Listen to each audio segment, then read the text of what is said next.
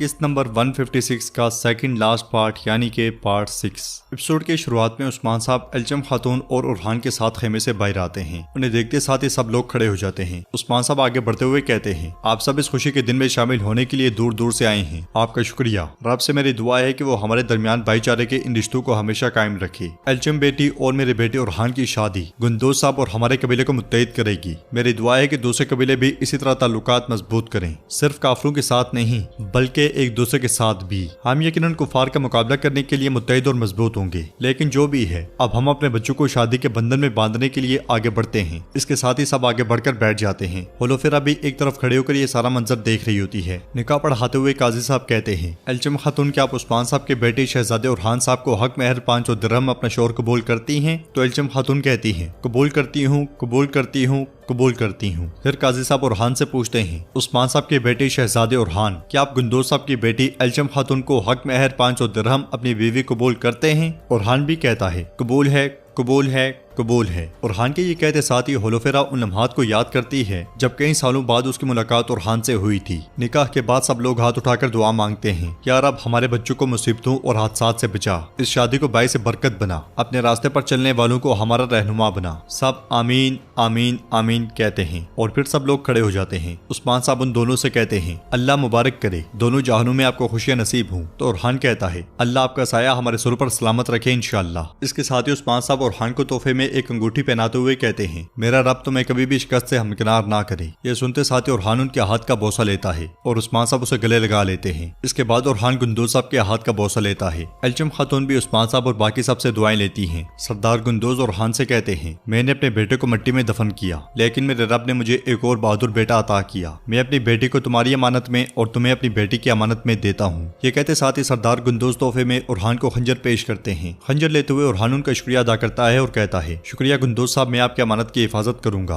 वो दोनों बारी बारी सबसे मिलते हैं। मलून खातून एल्चम को हार पहनाते हुए कहती हैं, ये हार मेरी माँ की याद है, ये तुम अपनी बेटी को देना। जवाबन एल्चम कहती है, माँ ये मेरे लिए शर्फ होगा। फिर सरदार याकूब उस्मान साहब से कहता है, उस्मान साहब मुबारक हो, आपने अपने बच्चों में से एक की खुशी देख ली। सरदार इब्राहिम कहता है, ये शादी दोनों कबाइल के लिए बाबरकत हो, इंशाल्लाह ये शादी आपकी ख्वाहिश के मुताबिक इत्तेहाद को मजबूत करेगी। ये सुनकर उस्मान साहब कहते हैं, शुक्रिया शुक्रिया, लेकिन दो का इमारात नहीं, इंशाल्लाह तमाम इमारात हमारे साथ मुत्तहिद होंगी। नाज़रीन, इसके बाद हम कराजाइसार बाजार देखते हैं जिसके सराय में ताजिर मौजूद होते हैं। इसलिए में सराय का दरवाजा खुलता है और एक शख्स खुद को ढांपे हुए सराय में दाखिल होता है। सराय का दरवाजा भी बंद कर दिया जाता है। वो शख्स कहता है, मैंने सुना है कि आप काई कबीले के सबसे बड़े ताजिर हैं। जवाबन ताजिर कहता है, जी हाँ, आपने सही सुना है, सिर्फ इस बाजार में नहीं, हमारे कारोबार तमाम बाजारों में है। जवाब में वो शख्स कहता है, उस्मान ने तुम्हें अमीर कर दिया। ये कहते साथ वो मेज पर से खाने को लात मार देता है। तो ताजिर गुस्से से पूछते हैं, तुम कौन हो? इधर कबीले में शादी की तकरीब में उस्मान साहब कहते हैं, मैंने आप सबको शादी की दावत देते वक्त कहा था,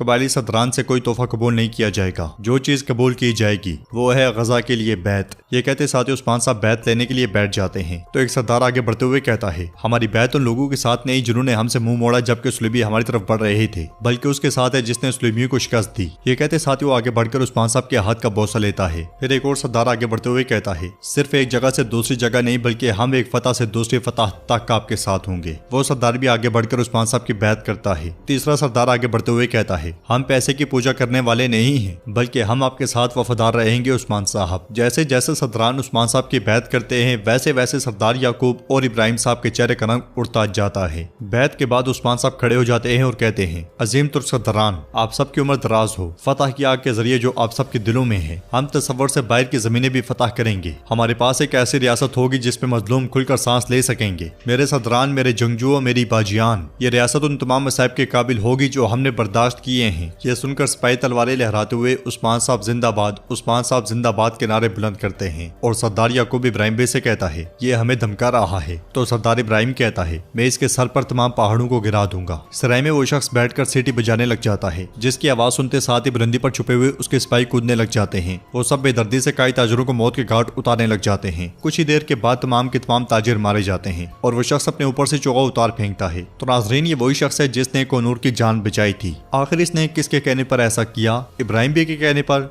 या फिर किसी और के कहने पर। ये शख्स किसके लिए काम करता है ये हम आगे जाकर जान जाएंगे। फिर वो सिपाहियों से कहता है बाजार को जला दो, कोई भी दिन की रोशनी ना देख पाई। ये सुनते साथ ही उसके आदमी दौड़ पड़ते हैं। काई कबीले में उरहान घोड़े पर से ही एल्चम खातून को चादर पहना देता है और फिर उनके इर्द गिर्द घोड़ा घुमाने लग जाता है। दूसरी जानिब अलाउद्दीन खेमे में होलोफेरा के पास जाता है। उसे देखकर होलोफेरा उड़ते हुए पूछती है अलाउद्दीन क्या हुआ, इतनी जल्दी में क्यों हो? तो अलाउद्दीन कहता है गोंचा, हम गोंचा को अगवा करेंगे। यह सुनकर होलोफेरा बहुत खुश होती है। बाहर उस्मान साहब खड़े होकर कहते हैं सब गौस की रिवायत के मुताबिक किया गया और आप सब इस खुशी के दिन हमारे साथ शरीक हुए, आप सबका शुक्रिया। अब अल्लाह इस जोड़े में मोहब्बत पैदा करे और औलाद अता करे। अपनी तलवारें खींचो और डाहलों पर मारो। ये सुनते साथ ही सिपाही रिवायती अंदाज में रक्स करने लग जाते हैं। सब लोग इस मंजर से खूब लुत्फानंदोज होते हैं और हान को होलोफेरा की भी याद सता रही होती है। फिर वो रक्स के दौरान ही एल्चम खातून के साथ आगे बढ़ता है। जिरकुतै बुलंद आवाज से कहता है और हान साहब ने क्या किया? जवाबन सिपाही कहते हैं इसने पहाड़ पर एक बड़ा खेमा बनाया। जिरकुतै पूछता है इन्होंने एल्चम खातून को खुश करने के लिए क्या किया? तो सिपाही कहते हैं इन्होंने बेड़े और मेंढे ज़िबह किए। जिरकुतै पूछता है क्या इन्होंने किसी का दिल तोड़ा? क्या इन्होंने कोई गलत अल्फाज बोले? तो सिपाही कहते हैं इन्होंने दिल नहीं तोड़ा और ना ही कोई गलत अल्फाज बोले, इन्होंने एल्चम खातून से शादी की। जिरकुतै कहता है तो फिर अल्लाह इन्हें खुश रखे। अलाउद्दीन के साथ भागते हुए होलोफेरा ये मंजर देखकर एकदम से रुक जाती है। तो अलाउद्दीन उससे पूछता है होलोफेरा क्या तुम ठीक हो? ये सुनते साथ ही होलोफेरा उसके साथ कबीले से निकल पड़ती है। अगले लम्हे सिपाही दुगान अहमद के पास जाकर उससे कहता है शहजादे अलाउद्दीन साहब एक खातून के साथ कबीले से निकले हैं। यह सुनकर अहमद कहता है अलाउद्दीन तुम क्या करने वाले हो? घोड़ों को तैयार करो, हम उनके पीछे जाएंगे। अलाउद्दीन इंशाल्लाह तुम वो नहीं करोगे जो मैं सोच रहा हूँ, वरना मेरे हाथों से तुम्हें कोई नहीं बचा सकता। दूसरे खेमे के अंदर उरहान एल्चम खातून को हार पहनाते हुए कहता है हमने काई कबीले के अफराद के तौर पर वही किया जो हमारी जिम्मेदारी थी। हमने काई कबीले को मुत्तहिद किया। अल्लाह हमारा इत्तेहाद और ताकत दायमी रखे। ये कहते साथ ही उरहान उनके माथे पर प्यार करता है। उधर उस्मान साहब मलून खातून की बाजू का जायजा ले रहे होते हैं और कहते हैं मैं जानता हूँ कि तुम्हारी सेहतयाबी से ज्यादा अहम चीज कोई नहीं है, लेकिन रास्ते बहुत खतरनाक हैं, मैं तुम्हें अकेला नहीं भेज सकता। मलून खातून कहती है हमें आपकी यहाँ जरूरत है उस्मान, सरहदी इलाके खतरे में हैं। इसके अलावा हमारे दुश्मन आपके अदम मौजूदगी के मुंतजिर हैं। मैं ठीक हो जाऊंगी, फिक्र ना करें, और दोबारा वापस आऊंगी। जवाबन उस्मान साहब कहते हैं तुम ठीक हो जाओगी, यकीनन मैं जानता हूँ, लेकिन इस बात का इल्म बच्चों के अलावा किसी और को ना हो, तुम बेस बदल कर जाओगी। ये कहते साथ ही उस्मान साहब उनसे प्यार करते हैं। नाज़रीन इसके बाद हम अगले मंजर में कराजा इसार का तबाहशुदा बाजार देखते हैं। बाजार में लाशें लाशें और आग ही आग होती है। जगह जगह लाशों के ढेर होते हैं। हमला करने वाले सिपाही बहुत खुश होते हैं और कहते हैं गंदे तुर्क कहीं के।